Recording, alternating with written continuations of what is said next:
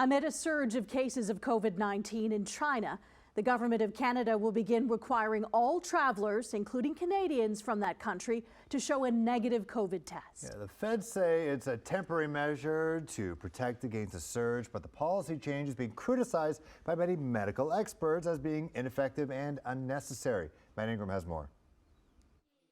With hospitals and funeral homes overwhelmed by a surge of COVID-19 cases in China, Canada has joined a growing list of countries imposing new travel restrictions. For 30 days, beginning on Thursday, all air travelers aged 2 and up arriving from China, Hong Kong, or Macau will need to provide proof of a negative COVID-19 test taken no more than 2 days before flying. But a chorus of medical experts say the change isn't needed. The purpose behind it isn't particularly clear. I'd say it was of limited value. I don't think it's effective, and I don't think it's a good idea. It's not adding anything relevant to our current epidemiology in Canada. In a statement, the Federal Minister of Transport, Omar Alghabra, explains the decision, writing, "We will adapt our measures based on available data, the science, and the epidemiological situation in our country and globally to protect Canadians." But all 4 doctors CHCH News spoke with say the policy change won't do anything to really protect Canadians. Testing upon arrival or just before departure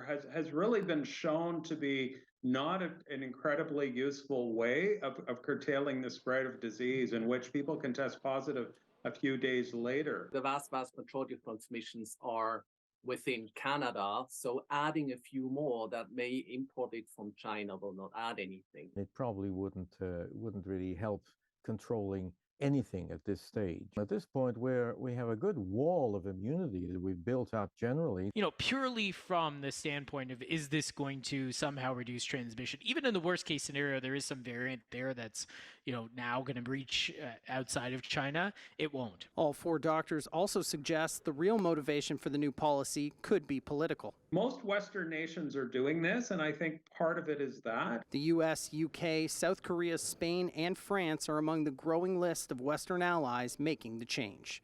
Matt Ingram, CHCH News.